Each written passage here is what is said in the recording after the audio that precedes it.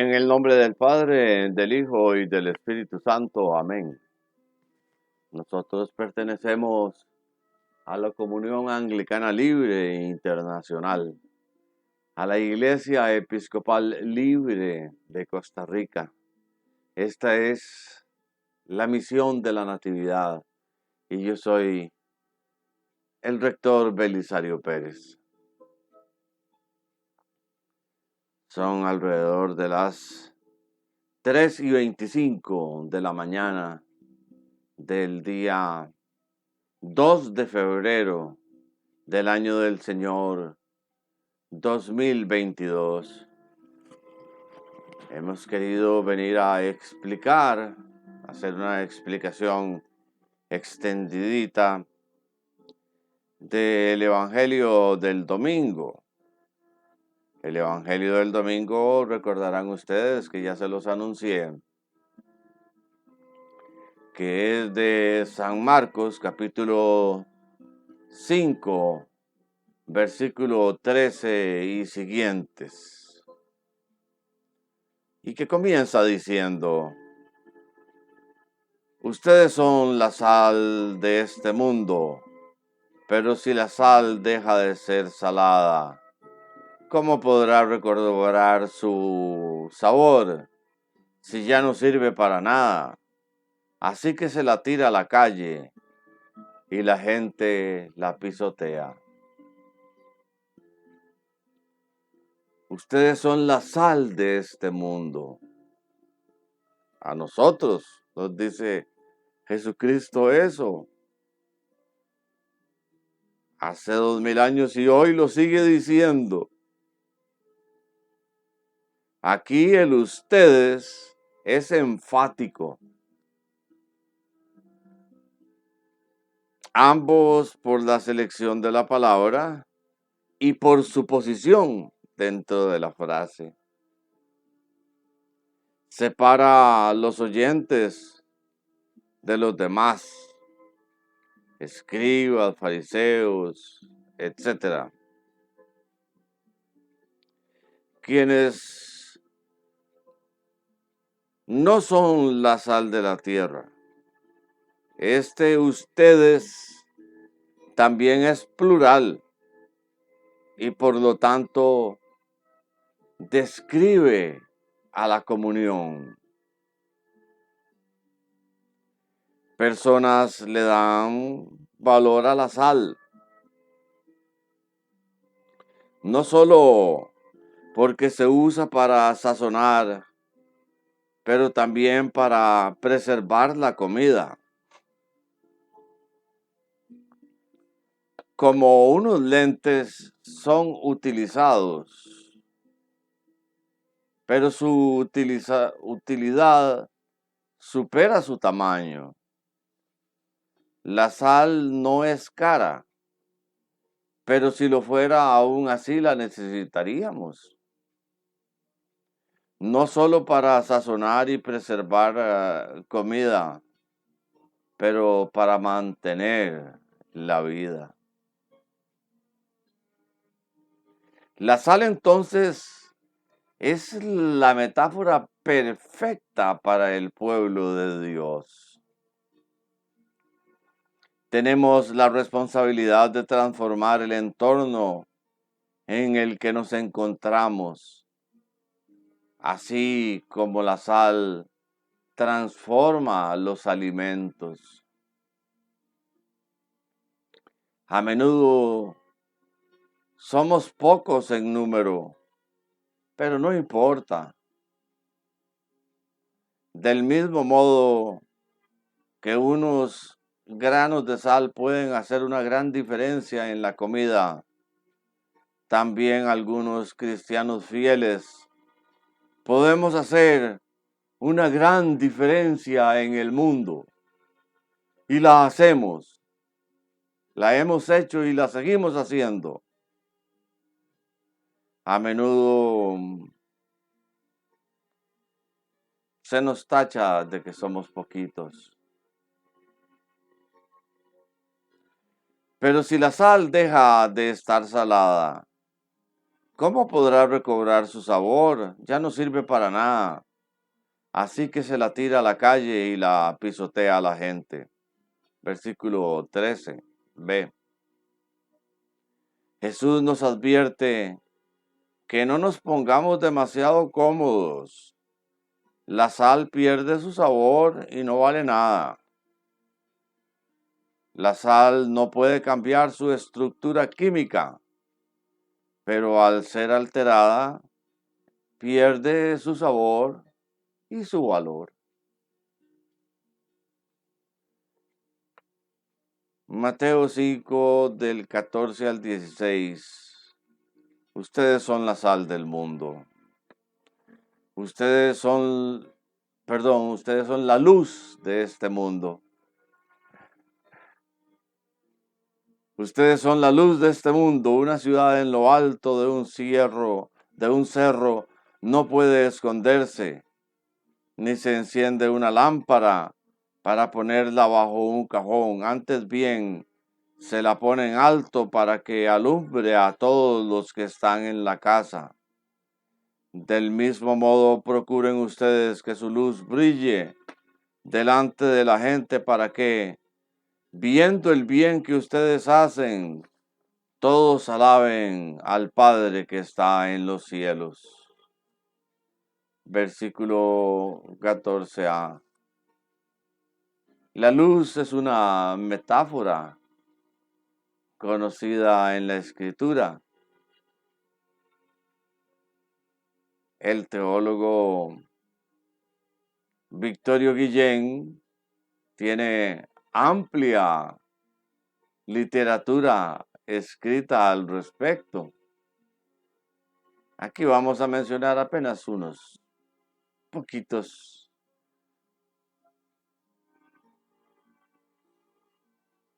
Versículos que hablan de la luz.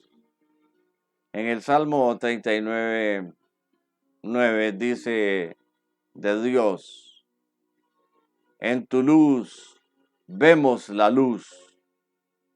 En el Salmo 119:115 dice de las Escrituras: lámpara es a mis pies tu palabra y lumbrera a mi camino. En Isaías 42:6 le comunicó a Israel que Dios pretendía que ellos fueran luz de las gentes, es decir, de todo el mundo. Jesús adoptó la metáfora para sí mismo en Juan 9:5, diciendo: mientras estoy en el mundo, soy la luz del mundo. Aquí Jesús le dice a sus discípulos: ustedes son la luz del mundo. El tiempo de Jesús en la tierra era limitado y encarga a sus discípulos a iluminar el mundo a través del testimonio de sus buenas obras. Versículo 16. Nuestra luz viene de nuestra relación con Cristo. Nuestra luz no es nuestra, sino el reflejo de la luz de Jesús, la luz perpetua. Si se enciende una lámpara para ponerla debajo de un cajón, no tiene sentido. Antes bien se la pone en lo alto para que alumbre a todos los que están en la casa. Versículo 15. Pero si debemos buscar nuestra propia gloria, tampoco debemos ser invisibles. Una ciudad es ubicada sobre una colina donde se pueda ver. Una lámpara se pone sobre una mesa donde pueda alumbrar la casa. Del mismo modo, procuren ustedes que su luz brille delante de la gente para que, viendo el bien que ustedes hacen, todos alaben a su Padre que está en el cielo. Versículo 16, ya citado. Como lámparas, los discípulos tenemos un propósito. Debemos vivir de una manera que nuestras buenas obras glorifiquen a Dios.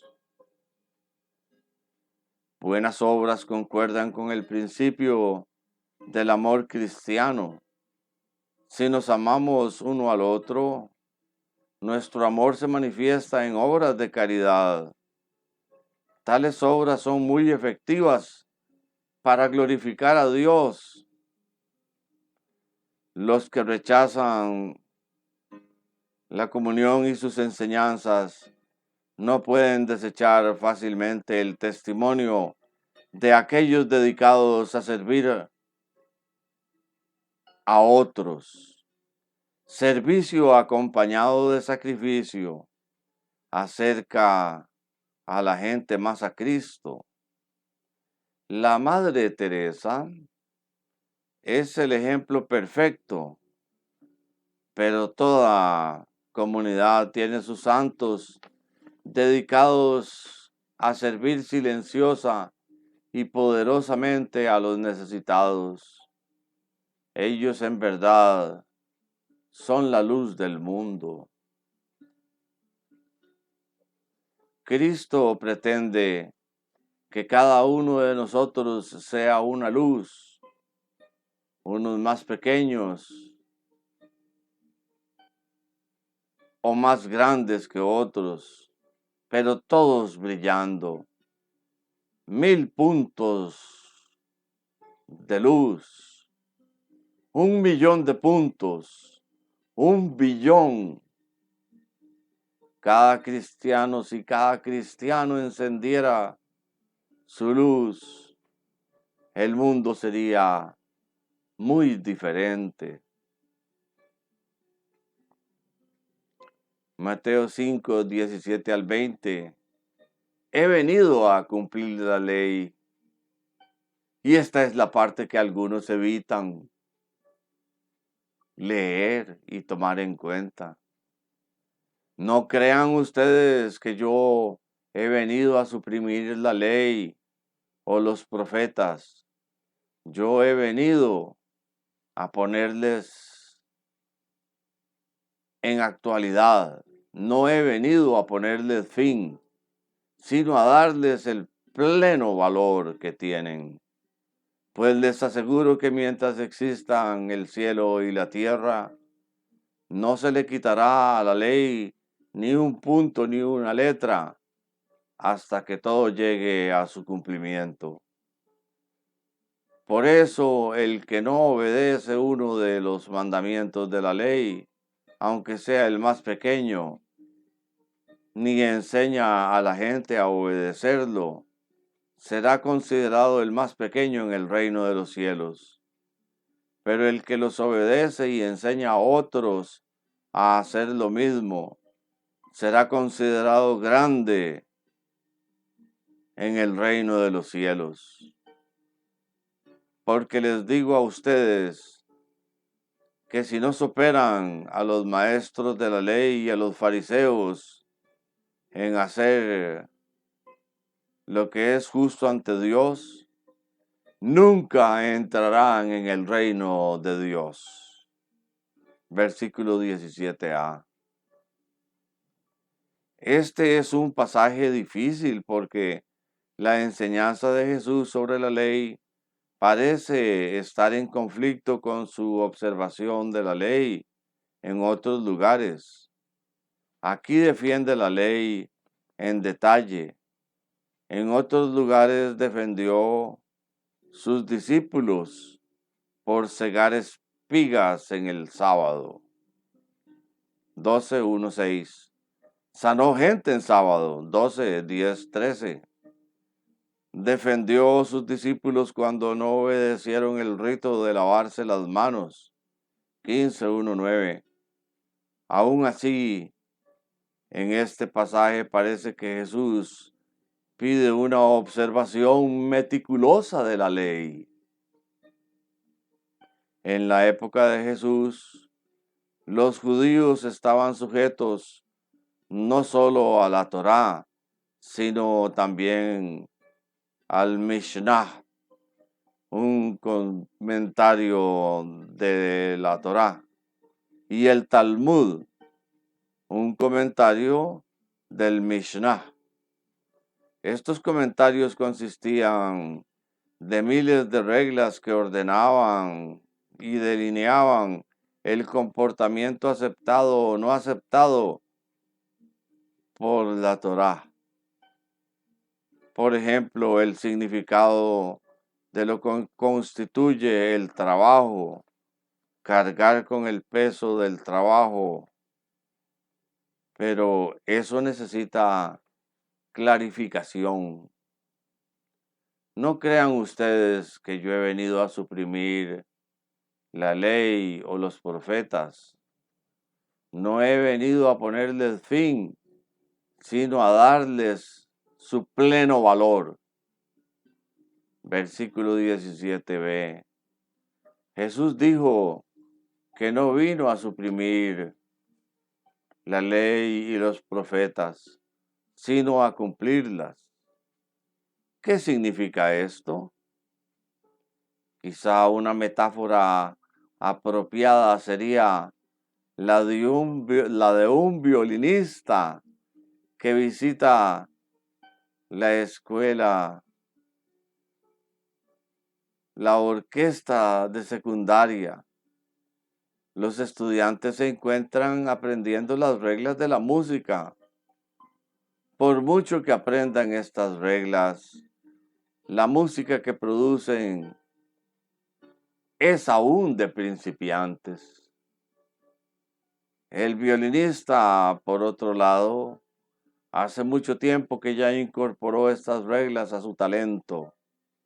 Por lo tanto, el violinista es libre de dejarse guiar por el espíritu de la música en vez de pensar en reglas.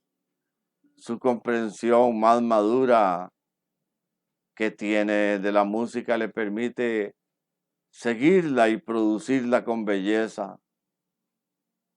Al observar al violinista, los estudiantes aprenden mucho más de música de lo que podrían aprender estudiando solo las reglas. El pueblo judío se fijaba en la ley, pero su observación de la ley no era perfecta. A menudo observaban sin pensar en su espíritu. Jesús, la encarnación de la palabra de Dios, incorporaba la ley perfectamente, cumpliendo con su más profundo significado. Cuando le observamos, aprendemos mucho de la unión con Dios y de la voluntad de Dios, que nunca podríamos aprender solo a través de la ley. Así es como Jesús cumple la ley y los profetas. Pues les aseguro que mientras existan en el cielo y la tierra, no se le quitará a la ley ni un punto ni una letra hasta que todo llegue a su cumplimiento. Versículo 18. En este contexto, la frase cielo y tierra significa la totalidad de la creación. Hasta que todo llegue a su cumplimiento. 18b. ¿Cuándo será esto? Hasta el fin del mundo. Hasta que la muerte y resurrección de Jesús hagan llegar una nueva era. Por eso, el que no obedece uno de los mandatos de la ley aunque sea el más pequeño, ni enseña a la gente a obedecerlo, será considerado el más pequeño en el reino de los cielos. Pero el que los obedece y enseña a otros a hacer lo mismo, será considerado grande en el reino de los cielos. Versículo 19. Jesús no nos da la opción de luchar por un mandamiento en particular, mientras ignoramos otros. Será considerado el más pequeño en el reino de los cielos. Versículo 19. Estos pasajes que sugieren la existencia de rangos en el cielo son 11:11, 18:1, 4 del 20 al 21. Porque les digo a ustedes que si no superan a los maestros de la ley y a los fariseos en hacer lo que es justo ante Dios, nunca entrarán en el reino de los cielos. Versículo 20. Los escribas están orgullosos de su capacidad de interpretar la ley correctamente, y los fariseos están orgullosos de guardar la ley en todo su detalle. Ellos representan el statu quo religioso de Israel. Jesús retó su autoridad y se convirtieron en enemigos mortales. Hay varios problemas con fariseos y escribas.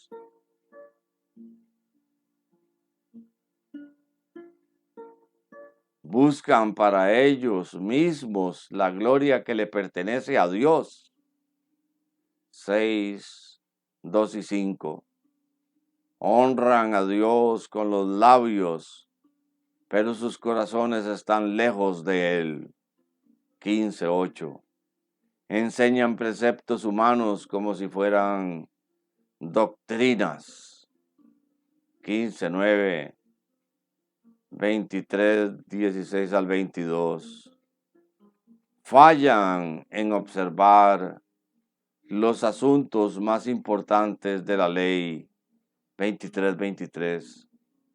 Aunque por fuera sean presentables, por dentro están llenos de huesos de muertos y de toda clase de suciedad.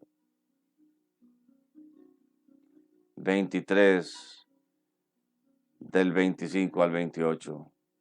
Jesús les llama hipócritas en varias ocasiones. 6, 5 y 16, 15, 7, 22, 18, 23, 13 al 29. Pero no es fácil evitar los pecados de los fariseos.